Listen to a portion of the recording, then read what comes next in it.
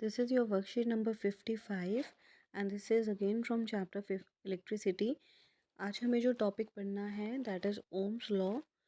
ओम जो थे एक जर्मन फिजिसिस्ट थे जिन्होंने करंट और पोटेंशियल डिफरेंस के बीच में रिलेशनशिप दी. जैसे एक फॉर्मूला दिया उन्होंने जिससे वो दोनों रिलेट करते हैं. ठीक है, तो कोई भी करंट आई अगर वो किसी भी मेटेलिक वायर में फ्लो कर रहा है और उसके टर्मिनल्स में यानी उसके एंड्स पर जो पोटेंशियल का डिफरेंस है उन दोनों के बीच में कोई एक रिलेशन होती है. ठीक है, एक फॉर्मूला होता है जिससे वो रिलेट करते हैं. The potential difference V across the ends of a given metallic wire in an electric circuit is directly proportional to the current flowing through it, provided its temperature remains the same. ठीक है, इसमें जो external factors हैं जैसे temperature ये same होना चाहिए तभी जो पोटेंशियल डिफरेंस है दैट इज़ V ये डायरेक्टली प्रोपोर्शनल होगा करंट के जो उस मेटेलिक वायर में से फ्लो कर रही है और इसी को हम कहते हैं ओम्स लॉ. इसको अगर हम एक मैथमेटिकल फॉर्म में लिखना चाहे तो हम इस तरह से लिख सकते हैं कि V is directly proportional to I. और अगर इस प्रोपोर्शनैलिटी का साइन हम रिमूव करना चाहते हैं then it will become V is equal to IR. यहाँ पर जब भी देखिए प्रोपोर्शनल का मतलब है कि जैसे जैसे V बढ़ेगा I भी बढ़ेगा. V कम होगा तो I भी कम होगा. ठीक है, अब यहाँ पर इक्वल का अगर हमें साइन लगाना है प्रोपोर्शनैलिटी के साइन को हटा के तो हम यहाँ पर एक कांस्टेंट लगा देते हैं. इसे हम बोलते हैं प्रोपोर्शनैलिटी कांस्टेंट. ठीक है, तो प्रोपोर्शनल की जगह पर हमने इक्वल का साइन लगा दिया और एक कांस्टेंट से मल्टीप्लाई कर दिया. जो ये हमने कांस्टेंट यूज़ किया है इसको हम बोलते हैं रेजिस्टेंस. ये बहुत इम्पॉर्टेंट है रेजिस्टेंस क्योंकि जो ओम ने जो लॉ दिया है उसके बाद उन्हीं के नाम पर रेजिस्टेंस के एसआई यूनिट को रखा गया है. यानी रेजिस्टेंस का एसआई यूनिट है ओम और इसको रिप्रेजेंट करते हैं हम इस तरह से. ये एक सिंबल है. ठीक है, अभी हम इसके बारे में भी पढ़ेंगे.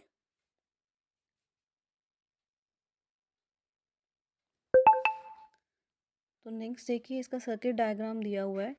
द ग्राफ लाइन यहाँ पर एक साइड में ग्राफ भी है. अब आई जो है वो करंट शो कर रहा है और वी वो पोटेंशियल डिफरेंस. ठीक है, इन दोनों की यूनिट्स लिखी हुई हैं और सब ब्रैकेट के अंदर आप देख रहे हैं A and V that is its SI unit. तो इनकी वैल्यूज़ के अकॉर्डिंग जब हमने ये प्लॉट किया तो एक स्ट्रेट लाइन आएगी. इसी को हम कह रहे हैं ओम्स लॉ.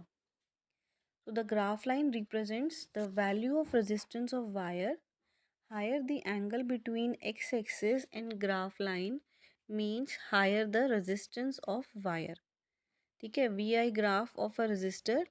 एक्स एक्सिस यहाँ पे रिप्रेजेंट कर रही है इलेक्ट्रिक करंट और वाई एक्सिस रिप्रेजेंट कर रही है पोटेंशियल डिफरेंस. अब हमें आगे जो पढ़ना है दैट इज़ ऑल्सो इम्पॉर्टेंट. अब हम इस प्रोपोर्शनैलिटी कांस्टेंट यानी कि रेजिस्टेंस के बारे में पढ़ेंगे. तो रेजिस्टेंस जैसे नाम ही सजेस्ट करता है किसी चीज़ को रेजिस्ट करना या आगे जाने से रोकना. तो ये किस चीज़ को रोकेगा. अब इसमें हमें ये चीज़ ध्यान रखनी है. देखिए यहाँ पर जो फ्लो ऑफ इलेक्ट्रॉन्स हैं उसी की वजह से या फ्लो ऑफ इलेक्ट्रिक चार्जेस की वजह से ही यहाँ पर करंट प्रोड्यूस हो रहा है. तो ये इलेक्ट्रॉन्स के या चार्जेस के फ्लो को रोकता है. ठीक है, तो it is a property of a conductor to resist the flow of charges through it. Its SI unit is ohm represented by Greek letter. ये इस तरह से ओमेगा का साइन होता है. R is constant for the given metallic wire at a given temperature. According to Ohm's law R is equal to V upon I. अब ये देखिए बहुत सिंपल है. यहाँ पे R की वैल्यू आ गई है. अभी हमने ओम्स लॉ किया था. Ohm's law was V is directly proportional to I. हमने प्रोपोर्शनलिटी का साइन हटाया तो ये हो गया V is equal to I R. ठीक है, I और R इस तरफ मल्टीप्लाई हो रहे हैं. अगर मैं आई को दूसरी तरफ लेकर जाऊंगी तो ये इसके डिवाइड में चला जाएगा, तो ये हो जाएगा V upon I is equal to R. तो यही फॉर्मूला इन्होंने बोला है कि रेजिस्टेंस का फॉर्मूला है V अपॉन आई। देखिए, according to Ohm's law R is equal to V upon I. If the potential difference across the two ends of a conductor is 1 volt and the current through it is 1 ampere, then the resistance R of the conductor is 1 ohm। ठीक है, अगर इन सब की values 1 1 आ रही हैं तो हमारे पास देखिए R is equal to V I है अकॉर्डिंग टू ओम्स लॉ। अगर हमारे पास वोल्टेज, ये जो इलेक्ट्रिक पोटेंशियल है या पोटेंशियल डिफरेंस है, ये 1 वोल्ट है और करंट आई यानी करंट ये हमें दिया हुआ है 1 एम्पियर, तो 1 ओम इक्वल होगा 1 ohm is equal to 1 volt upon 1 ampere. Next, a component used to regulate current without changing the voltage source is called variable resistance।